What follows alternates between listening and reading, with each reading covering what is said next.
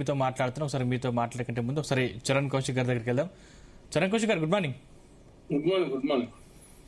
రక్తం చల్లితే సరిపోతుందన్న ఒక చిన్న మాట కంటే సీఎం రేవంత్ రెడ్డి ఇచ్చిన చిన్న మాటకి బీఆర్ఎస్ నేతలు కావచ్చు, లేకపోతే తెలంగాణ వ్యాప్తంగా ఉన్నటువంటి రైతులు కావచ్చు, రక్తం చల్లి పంటలు కాపాడుకునే పరిస్థితి వచ్చిందని చెప్పేసి చాలా విమర్శలు వస్తున్న పరిస్థితి మీ పార్టీపై ఉంది. ఏం సమాధానం చెప్తారు?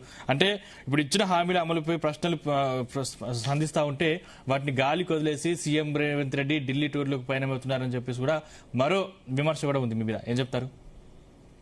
ఇప్పుడు బీఆర్ఎస్ పార్టీ ఏంటంటే ప్రతిదీ రాజకీయ కోణంలోనే కాంగ్రెస్ ప్రభుత్వమే రాజకీయం చేసి ఒక దురుద్దేశమే తప్ప ఇప్పుడు ఢిల్లీకి పోయి ఏమన్నా పర్సనల్ కార్యక్రమాల కోసం రేవంత్ రెడ్డి ఢిల్లీ పోయినా, లేకపోతే రాష్ట్ర ప్రయాణాల కోసం ఢిల్లీ పోయినా, రాష్ట్ర ప్రయాణాలకు సంబంధించినటువంటి ఎయిర్పోర్ట్ల అంశానికి సంబంధించి కావచ్చు, అదే కాకుండా అదే హుస్సేన్ సాగర్ నుంచి ఏదైతే ప్రకాశం బ్యారేజ్ వరకు సంబంధించినటువంటి సీ ఫ్లైట్ సంబంధించి కావచ్చు, తర్వాత తెలంగాణ రాష్ట్రానికి సంబంధించినటువంటి ఏదైతే ఎయిర్పోర్ట్లకు సంబంధించిన అంశం పెండింగ్ ఉందో ఆ పెండింగ్ అంశానికి సంబంధించి నిన్న రామ్మోహన్ నాయుడు గారిని కలిసడం జరిగింది. ఈ రోజు ఇంకా కేంద్రంలో ఉన్నటువంటి చాలా మంది మంత్రులు కలిసే అవకాశం కూడా ఉన్నది. ఇక్కడ చాలా డిమాండ్స్ కూడా కేంద్ర ప్రభుత్వం దృష్టిలో పెట్టారు. అదే కాకుండా మొన్న ఐపీఎల్ సమావేశం కూడా కాంగ్రెస్ ప్రభుత్వం నిర్వహించింది. ఇక్కడ తెలంగాణకు సంబంధించి ఏమేమి ప్రాజెక్టులు పెండింగ్ ఉన్నాయి, ఆ పెండింగ్లకు సంబంధించి ఏ విధంగా రాష్ట్ర ప్రభుత్వం ఎన్నెన్ని సార్లు కేంద్రం దృష్టికి తీసుకుపోయింది, ఏ విధంగా ఎందుకు ఆ ప్రాజెక్టులకు అనుమతి లేదని చెప్పి చాలా స్పష్టంగా అన్ని పార్టీలకు సంబంధించి ఎంపీలు పిలిస్తే ఓన్లీ ఇక్కడ ఈటల రాజేంద్ర గారు, అదే కాకుండా విశ్వేశ్వరరెడ్డి గారు మాత్రమే వచ్చారు భారతీయ జనతా పార్టీ నుంచి.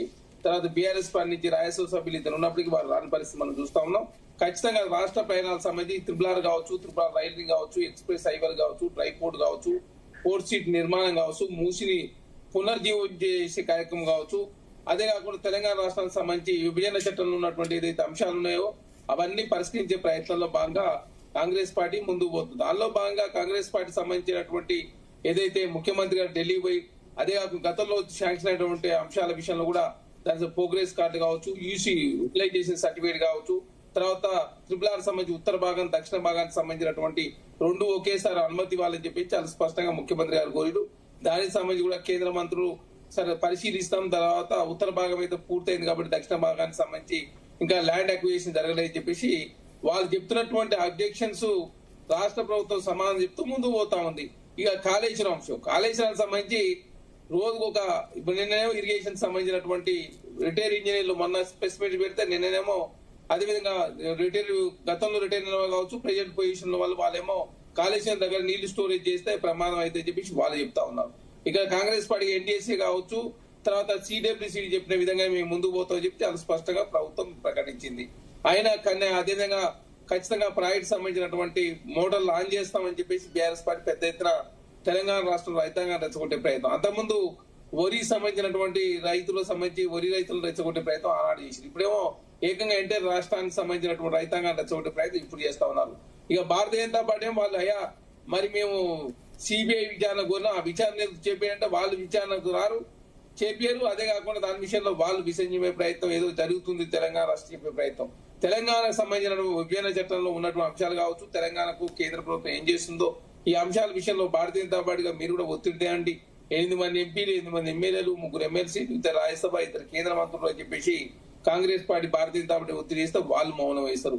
అరే రాష్ట్ర ప్రయాణాల విషయంలో రాజీ పడకుండా ప్రతిరోజు తిరుగుతూ రాష్ట్ర సమస్య పరిష్కరించే ప్రయత్నం కాంగ్రెస్ ప్రభుత్వం చేస్తుంటే ప్రతిదాన్ని రాజకీయం చేసే ప్రయత్నంలో బీఆర్ఎస్ పార్టీ అదేవిధంగా భారతీయ జనతా పార్టీ ముందుకు పోతా ఉన్నాయి. కాబట్టి తెలంగాణ రాష్ట్రంలో వేరే అంశాలను లేకుండా చేసే అంశం, అదే కాకుండా ప్రతి రోజు అదేవిధంగా మీడియాలో కావచ్చు, సోషల్ మీడియా ఉండే ప్రయత్నం Bharatiya Janata party BRS party చేస్తా ఉన్నాయి. ఖచ్చితంగా రాష్ట్ర ప్రభుత్వం ఎక్కడ కూడా చిన్న పొరపాటు చేయకుండా రాష్ట్ర ప్రయాణాలు కావచ్చు, తెలంగాణ అప్పులు కావచ్చు, తెలంగాణ సంబంధించినటువంటి విభజన హామీలు కావచ్చు, తెలంగాణ ప్రయాణాల విషయంలో రాజీ పడకుండా ముందుకు పోతా ఉన్నారు.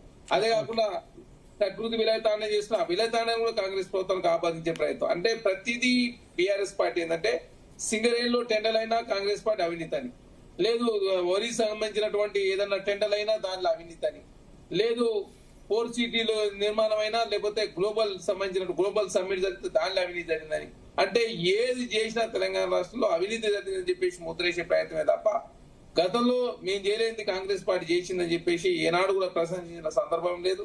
అదే కాకుండా దాన్ని సహకరించినటువంటి సందర్భం కూడా లేదు. కాబట్టి తెలంగాణ రాష్ట్రంలో కాంగ్రెస్ పార్టీగా, ఎందుకంటే మళ్ళీ బడ్జెట్ సమావేశం ప్రారంభం కాబోతాం అనే కేంద్ర ప్రభుత్వం ఆ బడ్జెట్ సమావేశాలు తెలంగాణకు సంబంధించినటువంటి అంశాలన్నీ కూడా వారి దృష్టికి తీసుకొస్తే ఈ బడ్జెట్ లోనే తెలంగాణకి ఏమైనా న్యాయం జరుగుతుందని చెప్పి ప్రభుత్వం భావిస్తూ ఆ దిశగా అడుగులు పడతా ఉన్నాయి. ఓకే ఓకే సుమిత్రానంద్ గారు గుడ్ మార్నింగ్. గుడ్ మార్నింగ్ అండి సందీప్ గారు. నీళ్ల పేరుతో